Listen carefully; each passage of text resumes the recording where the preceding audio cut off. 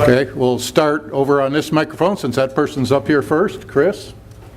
What is something outside of the stimulus vote that Kevin Brady voted for that you would disagree with or change? Well, I get to open up. You mean outside of the stimulus? Do you mean the TARP? Yes. Okay, because he did not vote for the stimulus. Well, one of the things that I would change is, actually it's a very important issue to me, is that Kevin Brady is supposed to be a strong pro-life candidate, but he has not signed on to H.R. 227, which is the Sanctity of Human Life Act.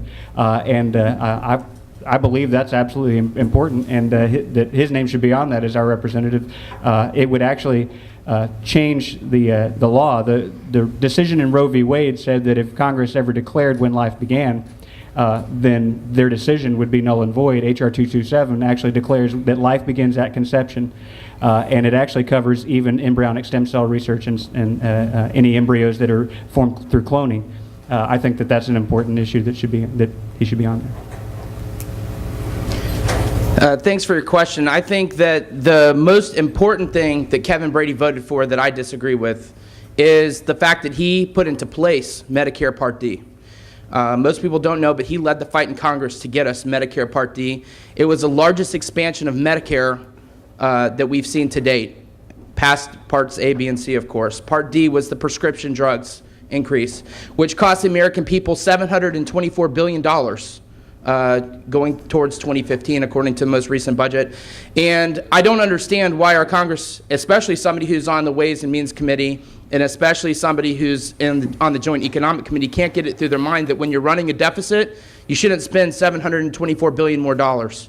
So that is my issue outside of pro-life, of course, that I would make sure that I would have supported not voting for any expansion of Medicare at all.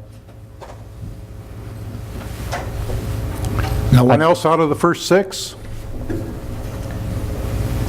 1 minute. He gets I would a normally get a rebuttal, but okay. in this case, we actually have to get medical costs under control, and what you spoke about spending is very interesting as far as the spending on Medicare and Medicaid, that we have to get it.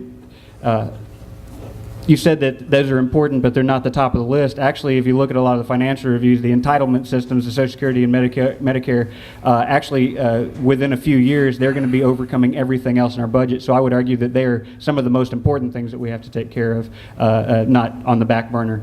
As far as we have to cut all spending, we have to cut the size of the federal government, and we have to get those programs under control. So. 1 more minute. Yeah, I actually met with David Walker, the former Comptroller General of the United States, and when I met with him, we discussed the expansion of these programs. And Social Security is probably our #1 item that is going to be a single ticket federal budget item by 2030. And so I do agree with what you've said. Medicare and Social Security and Medicaid, which of course is state-run, needs to get reformed immediately. Otherwise, my children and my grandchildren, and Scott's children and grandchildren as well, will also be paying off our debts, and I don't agree with it.